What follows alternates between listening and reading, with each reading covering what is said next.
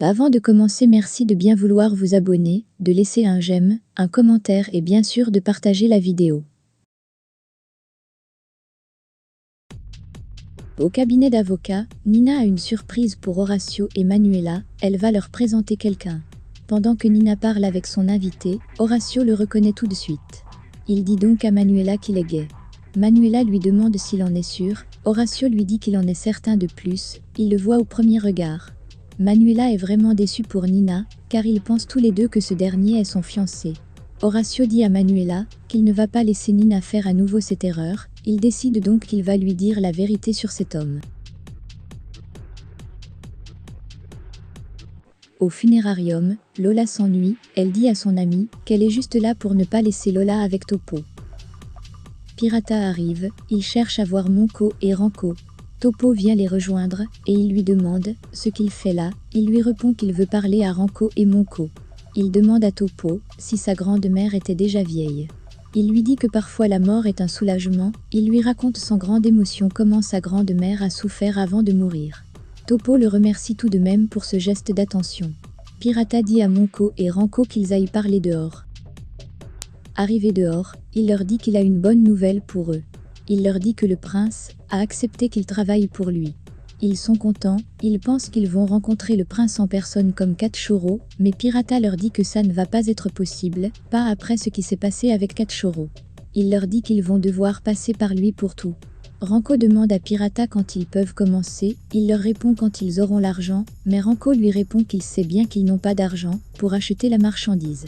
Pirata leur dit alors qu'il va leur rendre service, il leur donne la marchandise, mais ils doivent lui rembourser dans une semaine et garde à eux s'ils essaient de le duper. Au même moment, Angèle arrive au funérarium, il ralentit le pas lorsqu'il les voit. Il se met dans un coin et les observe, cependant Ranko a eu l'impression de le connaître en le voyant. Angèle appelle Topo, il lui dit qu'il est dehors, mais Pirata parle avec les gars de la bande et il ne peut pas venir. Topo lui dit qu'il n'est vraiment pas judicieux qu'il soit là, car beaucoup de gens qui pourront le reconnaître sont présents. Angèle s'excuse encore auprès de son ami, car il voulait vraiment être avec lui dans ces moments. Topo lui dit qu'ils se verront le soir, car il doit ranger les affaires de sa grand-mère. Horacio et Manuela sortent enfin de leur bureau, ils vont rejoindre Nina. Avant même que Nina ne puisse faire les présentations, Horacio demande à lui parler de toute urgence. Nina est intriguée, mais Horacio lui dit que cela ne peut pas attendre. Nina le suit donc dans le bureau. Horacio dit à Nina que ce qu'il a à lui dire n'est vraiment pas facile, mais il doit le faire. Il dit à Nina que cet homme n'est pas fait pour lui, il lui dit qu'elle doit le croire. Nina lui dit qu'elle le sait bien, mais elle s'en fiche. Horacio lui demande si elle est consciente qu'il est gay et qu'il ne va jamais changer. Nina acquiesce, elle lui dit que ça ne la dérange pas du tout.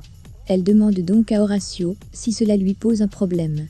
Il lui dit que pas du tout, car c'est elle la principale intéressée car elle va se marier avec lui. À ce moment-là, Nina comprend qu'il a cru que c'était son fiancé. Nina amusée lui dit alors que ce n'est pas Louis Carlos son fiancé, mais Andrés, un de ses amis. En effet, Nina a prévu laisser un remplaçant pour travailler à son poste. Horacio est soulagé de s'être trompé. Ils sont de retour de leur petite réunion, Manuela quand elle a déjà fait la connaissance de Andrés, et sait déjà que ce n'est pas le fiancé de Nina. Nina leur fait alors les présentations. Manuela est ravie, et dit à Andrés qu'il peut commencer le travail et vu que c'est Nina qui le recommande, il ne peut qu'être excellent. Christian apporte la liste des biens à Léon qu'il doit remettre au prince. Léon lui fait remarquer que c'est la première fois qu'il vient à la taverne, il lui demande pourquoi Carmelo n'est pas venu faire cette commission. Christian lui dit qu'il ne sait pas, il devait peut être occupé. Christian est sur le point de s'en aller, mais Léon l'arrête et lui demande si leur affaire va bien. Il dit à Christian que vu que Martin a fait appel au service d'un conseiller en images, il en déduit qu'il aspire à plus comme ambition.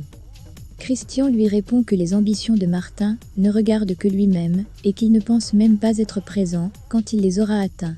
Léon lui demande ce que cela veut dire, il lui demande s'il va abandonner son frère. Christian lui répond que c'est plutôt Martin qui va l'abandonner quand il n'aura plus besoin de lui. Il dit à Léon que Martin se sert des gens et une fois, il n'en a plus besoin, il les élimine. Il dit à Léon que depuis le temps qu'il travaille, avec son frère il devrait déjà le savoir. Après cela, il s'en va.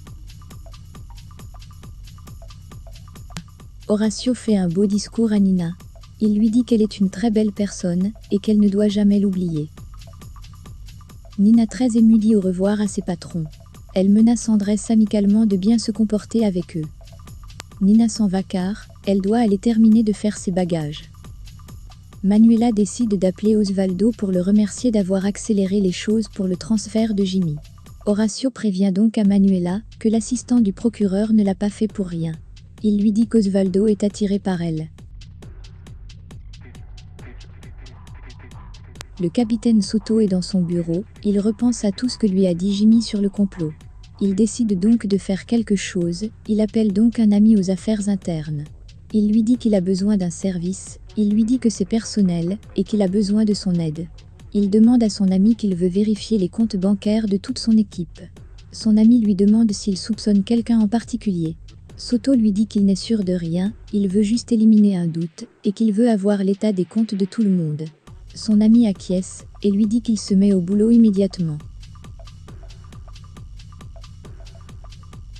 Manuela va voir Osvaldo dans son bureau. Elle est venue lui offrir un cadeau pour le remercier du futur transfert de Jimmy. Le cadeau plaît beaucoup à Osvaldo, car il s'agit d'un livre de son auteur préféré. Osvaldo invite donc Manuela à dîner, cette dernière décline l'invitation, mais Osvaldo insiste. Manuela accepte finalement d'aller dîner avec lui. Topo est dans l'appartement de sa grand-mère, Angèle, et Perla l'aide à mettre toutes les affaires de sa grande-mère en ordre. Perla lui suggère de garder certaines et vendre d'autres. Angèle trouve que l'appartement de sa grand-mère est plus grand et lui propose même d'y aménager. Topo lui dit que normalement c'est son père qui doit hériter de cet appartement. Topo est vraiment triste, il parle à ses amis de combien sa grand-mère va lui manquer. Angèle leur dit qu'il ne sait pas si c'est vraiment le moment de leur annoncer cela, mais Cocho a été tué en prison. Ils sont surpris de la nouvelle. Topo se demande même s'il doit le dire à Monco et Ranco. Angèle lui dit que de toute manière, ils le sauront bien assez tôt, et s'ils ne font pas attention eux aussi risquent de finir en prison. Angèle leur dit qu'il a vu Pirata leur donner de la drogue. Lucas vient rendre visite à Ariana, il lui apporte un cadeau, l'un de ses tableaux. Lucas dit à Ariana que ce tableau vaut beaucoup d'argent, et si un jour, elle décide de le vendre il la comprendra. Ariana lui dit qu'elle ne va pas le vendre, elle lui dit qu'elle a toujours voulu avoir l'un de ses tableaux. Lucas rappelle à cette dernière ce dont il lui avait parlé dernièrement. Ariana lui répond qu'elle ne pense pas que ce soit le bon moment pour elle de se mettre dans une relation. Ariana est hésitante, mais Lucas voit bien qu'elle n'est pas indifférente. Topo cherche des papiers pour sa grande-mère, Perla se propose à l'aider à chercher. En fouillant bien, Topo tombe sur une assurance vie à son nom. Il est très surpris, et lorsqu'il réalise la somme qui lui est réservée, il n'en revient pas. Angèle prend les papiers pour vérifier et il s'agit de 400 000 $. Perla est contente pour Topo. Lucas essaie de convaincre Ariana de se lancer une nouvelle fois dans leur relation. Il lui dit que maintenant qu'elle n'a plus rien à perdre, il devrait essayer à nouveau. Lucas embrasse Ariana, qui répond à son baiser. Au même moment Virginia arrive et les surprend une nouvelle fois, mais cette fois-ci Lucas ne s'en va pas. Virginia s'excuse à nouveau de tomber au mauvais moment. Virginia propose à sa mère de se mettre à son compte dans l'organisation d'événements. Elle lui dit qu'elle a tout ce qu'il faut pour cela. Lucas se propose même d'être leur premier client. Il leur dit qu'il veut organiser un anniversaire surprise pour sa fille, mais depuis il n'a aucune idée de par où commencer. Après avoir passé un moment merveilleux avec Marina, Martin lui demande où elle a appris toutes les choses qu'elle sait faire pour lui rendre aussi fou d'elle. Elle lui dit alors que lorsqu'elle était plus jeune, elle n'attirait pas les hommes. Elle s'est donc promis de faire en sorte que cela change. Martin lui demande alors si elle s'est fait opérer. Elle lui répond par l'affirmative, elle lui dit qu'elle a subi une opération qui l'a rendue plus voluptueuse sans lui parler de son changement de sexe. Martin dit alors à Marina que lorsqu'il lui a dit l'autre jour qu'il l'aimait, il le pensait. Il lui dit que ce ne sont pas des mots en l'air et qu'il l'aime réellement. Martin dit à Marina que c'est à cause de ses ambitions qu'il ne se montre pas avec elle en public, mais quand il aura atteint son objectif assurément. Christian vient voir Horatio, celui-ci est surpris de voir dans quel état est ce dernier. Il lui demande ce qui s'est passé. Horatio lui dit alors qu'il s'agit de l'un de ses amis, mais Christian ne comprend pas où il veut en venir. Horatio fait donc remarquer à Christian qu'il avait pourtant dit qu'il était sa première relation. Christian comprend à ce moment-là que Martin a quelque chose à y voir. À la prison, Jimmy tient tête au gardien. Contreras lui dit alors que Cotillo va sortir dans 2 jours de sa cellule d'isolement et il verra bien ce qui va lui arriver.